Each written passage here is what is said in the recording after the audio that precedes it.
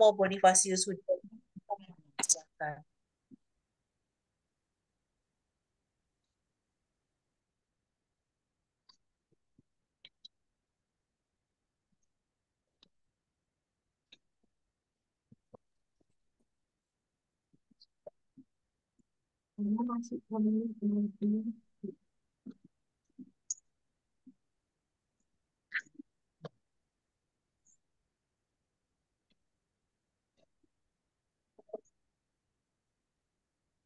Kepada Romo Bonifasius Hudiono, kami persilahkan. Romo bisa tolong dibuka mic-nya.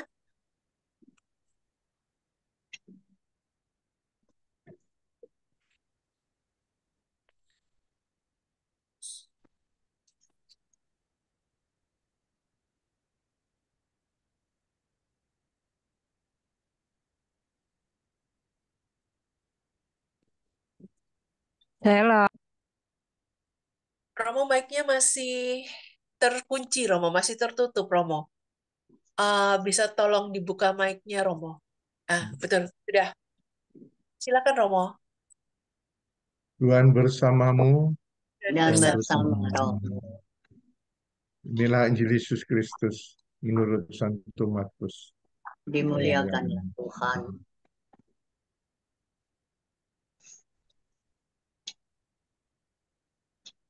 Dan ketika Yesus serta murid-muridnya sedang makan, Yesus mengambil roti, mengucap berkat, memecah-mecahkannya, lalu memberikannya kepada mereka dan berkata, "Ambillah, inilah tubuhku." Sesudah itu ia mengambil cawan, mengucap syukur, lalu memberikannya kepada mereka, dan mereka semuanya minum dari cawan itu. Dan ia berkata kepada mereka, "Inilah darahku, darah perjanjian yang ditumpahkan bagi banyak orang." Demikianlah Injil Tuhan. Terpujilah Kristus. terpujilah Kristus.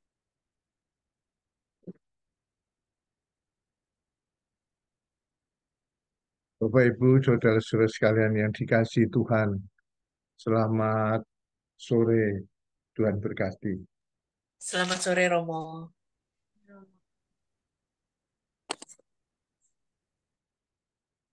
Saya mulai renungan saya dengan cerita, kisah tentang bahwa kerahiman yang diberikan Tuhan, oleh Tuhan diberikan kepada kita, sungguh-sungguh ada, sungguh-sungguh hadir, sungguh-sungguh nyata. Ada sepasang suami istri, mereka beragama Kristen Protestan, datang ke pastoran. Mereka minta petunjuk harus bagaimana. Dia mengandung dan dalam keadaan mengandung itu ternyata kandungannya cacat, tengkoraknya belum sempurna. Dan dokter mengatakan kalau dia lahir dia tidak akan bertahan lama. Saudara-saudaranya, keluarganya, teman-temannya menyarankan untuk ada tindakan terhadap kandungannya. Tetapi si ibu ini mengatakan, "Tidak, aku ingin anak ini lahir." Suaminya yang setia hanya mengatakan, "Saya ikuti apa yang diputuskan oleh istri saya." Dalam kebingungan, lalu hanya mereka datang ke pastoran. Saya terima karena bagi saya, kalau orang konsultasi, orang mau minta doa, siapapun. Yang saya lihat bukan soal agamanya, yang saya lihat bahwa mereka adalah orang-orang yang sedang membutuhkan pertolongan. Saya tanya ibu itu, ibu ingin apa sekarang? Saya ingin tetap mengandungnya, Rom. Ya sudah, saya bilang, itu benar.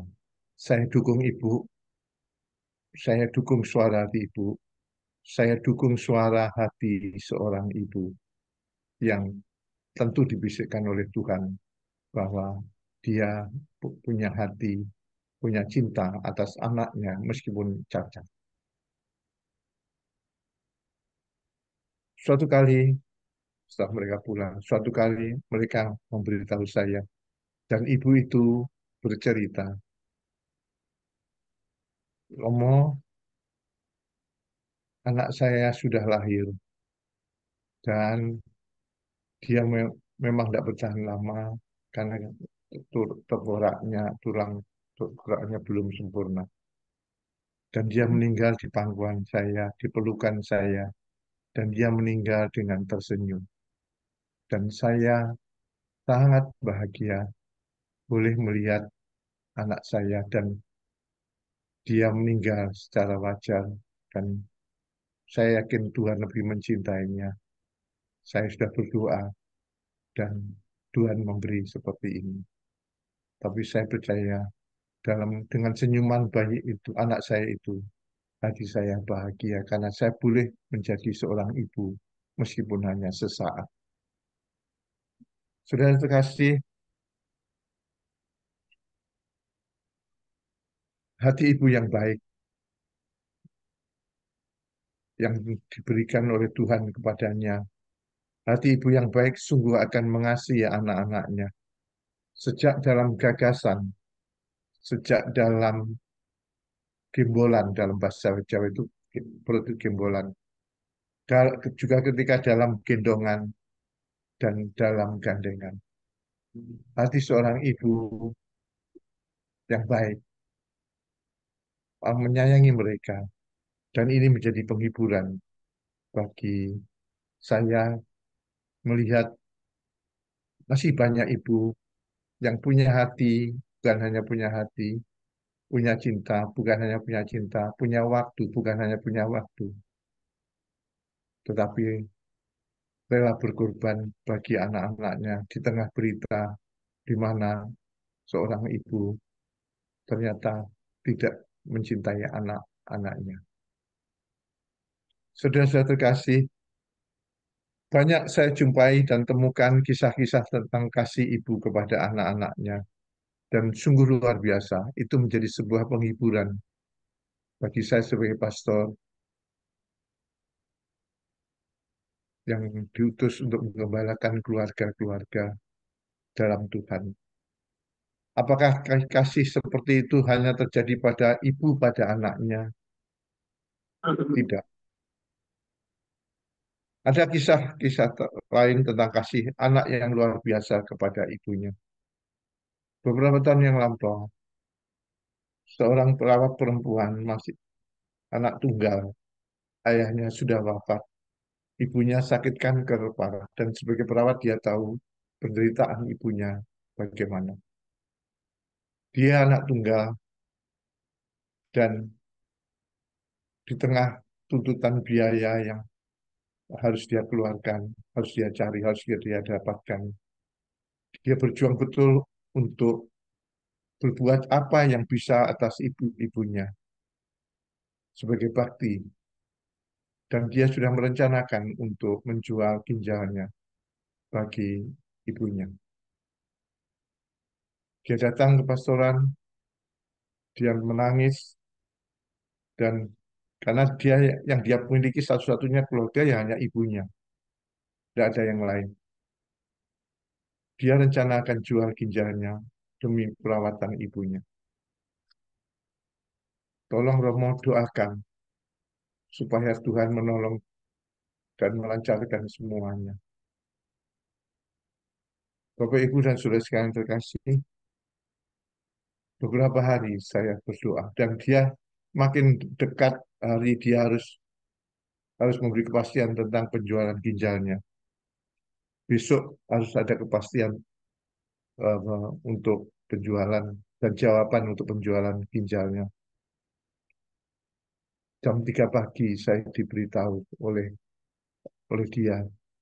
Sambil menangis dia mengatakan, Romo, ibu saya telah meninggal. Jadi Tuhan sudah mengatur. Deus providebit. Itu yang menjadi moto saya. Deus providebit. Tuhan akan mengaturnya. Dan sudah saya lihat banyak kali kasus tentang peristiwa-peristiwa sedih. Sehingga kalau orang-orang atau teman-teman atau kenalan atau umat mengatakan, ngomong kok suka film yang lucu-lucu, ngomong kok seneng cerita yang lucu-lucu. Iya, saya nonton sinetron juga cari yang lucu, bukan yang sedih. Ditanya begitu saya bilang, ya, saya ini sudah tiap hari mendengar kisah sedih. Saya sudah menghibur mereka. Terus siapa yang menghibur saya? Ya, saya harus mencari apa yang positif untuk menghibur saya sehingga saya bisa tertawa dan tersenyum. Saudara-saudara terkasih, kehendak Tuhan terjadi dalam banyak peristiwa. Saya tahu karena saya hampir tiap hari harus mendengarkan orang-orang susah dan saya bahagia boleh mendoakan mereka. Dan semuanya saya catat, saya doakan supaya tidak hilang, tidak lupa. Saya merasa bahwa ya ini yang bisa saya persembahkan kepada Tuhan, yaitu mendengarkan orang berkeluh kesah, mendengarkan mereka, mendoakan mereka. Dan dalam tampilan yang dulu sudah mengatakan pada Anda bahwa kenapa kok saya mau mendoakan orang tiap hari, menerima orang tiap hari dengan segala persoalannya, lewat telepon, lewat uh, pertemuan. Ya, mengapa? Ya, alasannya begini. Daripada saya yang bermasalah, lebih baik saya menjadi teman orang yang bermasalah. Daripada saya sakit, lebih baik saya mendoakan orang-orang sakit. Daripada saya miskin, lebih baik saya membantu menolong orang-orang miskin. Dan itu ketika saya tanyakan pada banyak orang, mereka jawabnya ya begitu sama. Tapi benarkah mereka melakukannya? Itu hanya diri kita masing-masing yang tahu.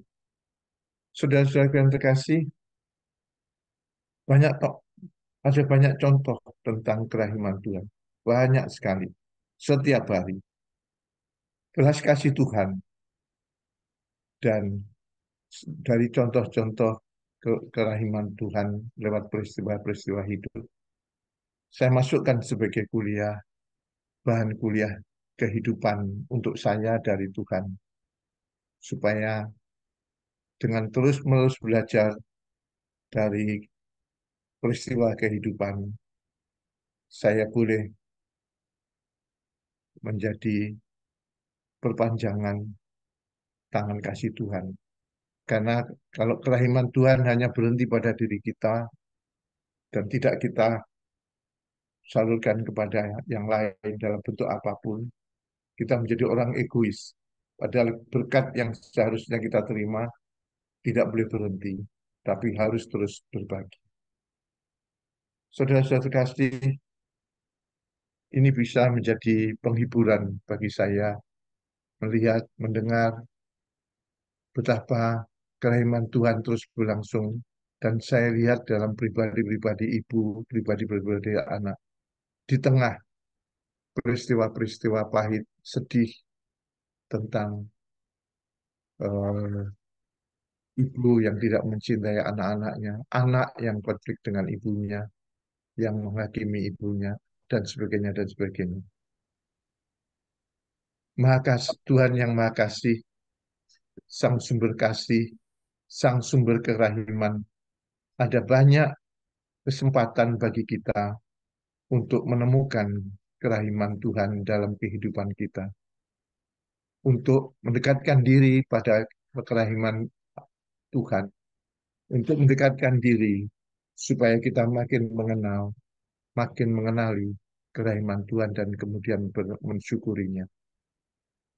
Ada banyak kesempatan dalam hal sehari-hari yang Anda bisa lakukan, Anda bisa temukan ini sesuatu yang sederhana untuk mengenalinya. Saat kita menyapa Tuhan dalam doa-doa kita, untuk menyapa Tuhan dalam doa-doa kita, itulah saat di mana kita mendekatkan diri kepada Tuhan. Itulah saat di mana kita dengan mendekatkan diri, maka Tuhan akan menunjukkan kepada kita kerahiman-kerahimannya dalam bentuk apapun, tidak harus satu hal. Maka jangan jemu-jemu berdoa dan mendoakan bagi orang lain. Kenapa saya mau mendoakan banyak orang setiap hari? Karena begini, kalau saya mendoakan satu orang, dan terus saya doakan, dan ketika doa itu terkabul, dia mendapatkan jodoh yang seiman. Keuntungan yang pertama bukan diterima oleh dia. Keuntungan yang pertama adalah saya terima sebagai orang yang mendoakannya. Keuntungan apa? Keuntungan untuk menumbuhkan keyakinan bahwa Tuhan mendengarkan doa saya untuk orang lain. Keuntungan yang kedua, ketika itu terkabul, saya makin percaya bahwa Tuhan itu dekat, mendengar. Keuntungan yang ketiga, karena dengan mendoakan orang itu terus-menerus, setiap setiap hari saya menyapa Tuhan, mengetok pintu hati Tuhan untuk berdoa dan memohon. Dan ketika uh, kita sering menghubungi Tuhan, saya percaya hubungan kita akan menjadi lebih dekat, lebih dekat. Karena Tuhan membuka diri dan memanggil dan berkenan untuk mendengarkan dan sapaan kita. Keuntungan yang keempat, masih untuk saya, bahwa saya bersyukur boleh mengalami kebaikan Tuhan melalui doa yang terkabul untuk orang lain. Dan makin bersyukur, karena syukur itu tanda iman. Semakin besar iman kita, saya percaya orang itu akan semakin banyak rasa syukurnya dalam banyak hal. Nah, lalu baru keuntungan yang terakhir, Pak, itu diterima yang diterima oleh orang itu keuntungan yang terakhir untuk dia. Tapi keuntungan yang pertama sampai kelima itu keuntungan untuk saya. Itu kalau kita mendoakan satu orang. Kalau Anda mendoakan 10 orang sehari, apa yang terjadi? Keuntungan itu 10, kalau pakai matematika, 10 keuntungan untuk Anda. 10 kali 5, 10 kali 5 jadi 50 keuntungan. Kalau Anda lebih banyak lagi mendoakan orang, maka kebaikan Tuhan yang kita terima akan lebih banyak kita bagikan kepada banyak orang lain. Ketika kita percaya dan berdoa akan kerahiman Tuhan, tetapi kalau kita juga tidak mau membagikan kerahiman itu, maka Anda menjadi egois. Saudara-saudara terkasih, nah begini, selalu saat kita membaca firman, saat kita mendengarkan firman, itu juga saat bagaimana kita mendengarkan pengajaran Tuhan dalam banyak hal. Maka dibutuhkan membuka pikiran dan hati ketika sedang membaca atau sedang dibacakan firman. Karena hanya orang yang pandai, hanya orang yang rajin yang akan pandai. Rajin pangkal pandai. Siapa yang rajin, dia akan pandai. Siapa yang rajin belajar matematika, dia akan pandai matematika. Siapa yang rajin bahasa Inggris, belajar bahasa Inggris akan pandai bahasa Inggris. Siapa yang rajin mendengarkan dan belajar dari firman Allah, maka dia akan menjadi orang-orang yang makin beriman dan makin bijaksana. Bijaksana dalam berpikir, bijaksana di dalam berkata-kata, bijaksana dalam mengambil keputusan, bijaksana di dalam menyikapi atau memberikan sikap hidup sebagai pribadi kepada orang lain dan juga kepada Tuhan. Yang ketiga itu bagaimana kita untuk mendapatkan kerahiman Tuhan. Tuhan yang Maha Rahim, kerahimannya diberikan kepada kita. Tuhan yang Maha Rahim memberikan kerahimannya kepada kita melalui perbuatan-perbuatan kasih yang langsung maupun juga melalui banyak peristiwa kehidupan. Berbuat kasih dimanapun dan di tempat manapun. Ketika kita melihat bahwa ada peluang untuk melakukan perbuatan kasih, jangan lewatkan, jangan tunda. Karena inilah kesempatan yang diberikan oleh Tuhan. Dan itu bukan kebetulan. Tidak ada kebetulan. Semuanya bagian dari rencana indah Tuhan. Anda berjalan, Anda pergi kemana, bertemu dengan orang miskin. Itu bukan kebetulan. Masih ada rencana indah Tuhan mempertemukan itu yang seolah-olah tidak sengaja. Tetapi mungkin Tuhan mengirim kita supaya bertemu orang itu. Dan Tuhan sebenarnya berencana supaya kita menolong dia.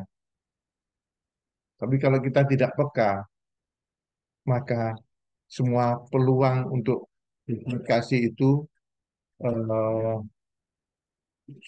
sebentar. Berbuat kasih itu kita hilang.